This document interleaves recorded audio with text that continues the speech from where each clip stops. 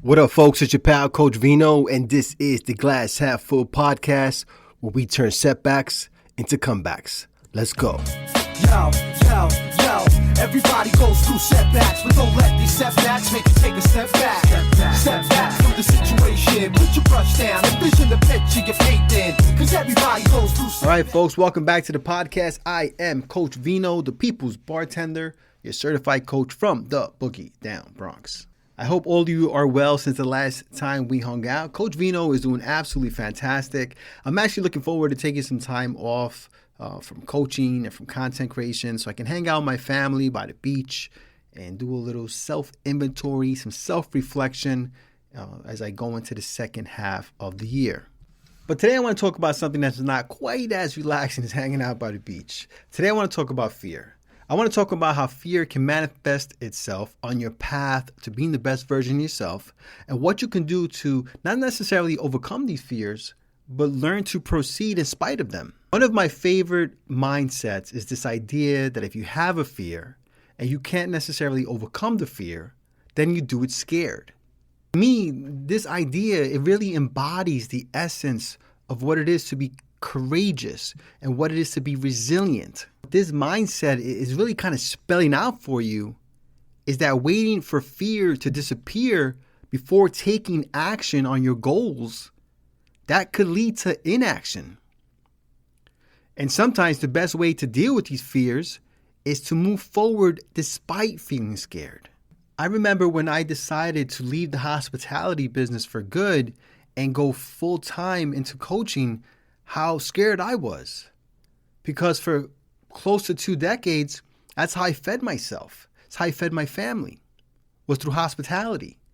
But I knew it wasn't in my heart anymore. I wanted to spend more time with my family. I wanted to spend time helping people. So I acknowledged the fear. And I realized that it was okay. This was normal. If I wasn't scared, then I didn't care enough. And then the next thing I did was I acted on it. I did it anyway. See, understand that fear is there. And waiting for it to vanish, that's going to result in missed opportunities. If you're waiting for the fear to vanish, if you're waiting to feel comfortable, then opportunity passes you. The key is to take action despite the fear. And when you take action despite the fear, that's how you grow. It's called growth through action. By doing things scared, that's how you build confidence. And when you rinse and repeat this action, that's how you start to reduce fear over time. Each step taken despite fear makes each subsequent step easier. Because while you may still have a fear, you still may have anxiety, you have the confidence to know that you've been here before, you've done that before, and you persevered on the other side. And it's this approach is what fosters resilience and it strengthens your character.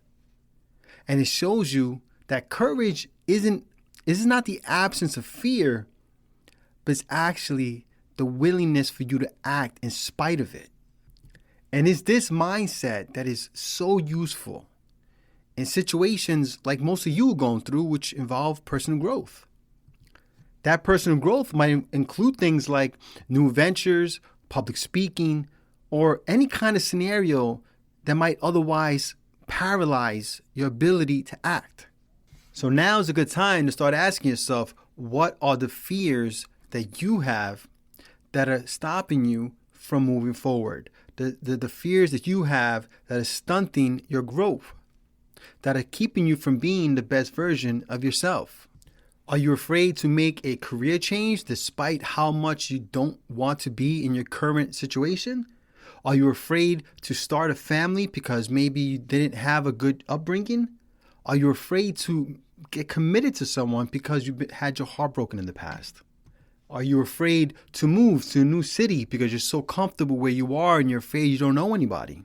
Are you afraid of public speaking because you're worried about whether people are going to judge you or not? Are you afraid to ask for that promotion because you think you're going to get rejected? Are you afraid to go to the doctor because you're worried you're not going to get a good report? Whatever these things are that you're afraid of doing, you have to evaluate how much better would it be if you actually did them even though you were afraid. Is the hope and potential for a new career something that makes you feel good? Sure, there's fear there, but does it make you feel good? Does it bring you hope and happiness? The idea of doing something else with your life. Does the idea of starting a family, though it might scare you, does it make you smile to know that you could create an experience as a family you never had before? Does getting that promotion mean that you can do things that you could never do before, and that it'll help build a level of confidence that you don't have currently? Does visualizing yourself on stage, just doing a killer speech and everyone applauding, does that make you feel good? Does it give you goosebumps? If the answer to any of those things is yes, then what are you waiting for? Look, I'm not saying to throw caution into the wind and go into these things recklessly. What I'm saying is to put together a plan A, a plan B, and a plan C if you want to, and go into it knowing that you've thought it out as best as possible and you've planned it out as best as possible. And if things don't work out the way you hoped, then it's not a failure.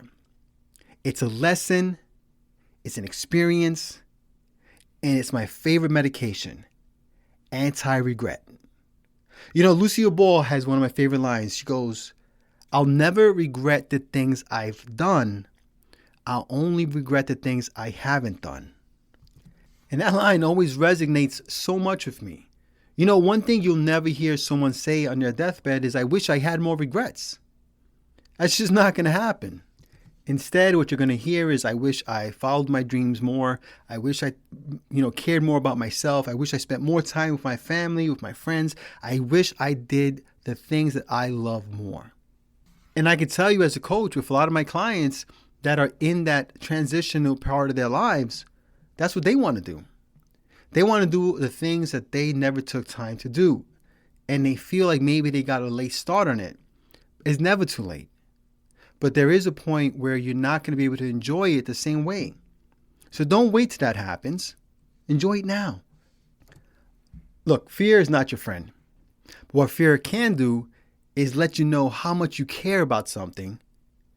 And then it can help you to build character. It can help you to create resilience and courage because you do it in spite of fear.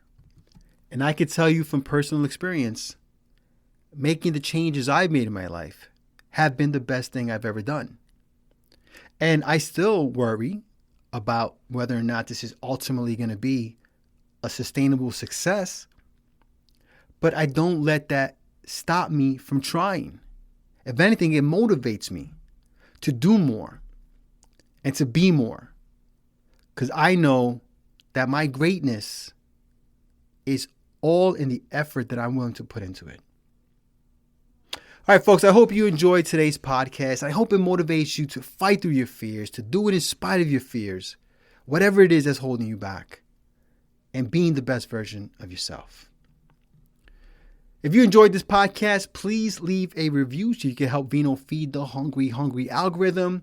If you or someone you know would like to work with Coach Vino, you can visit my website at coachvinollc.com. Or you can hang out with me on social media where I share my love for motivation and libations.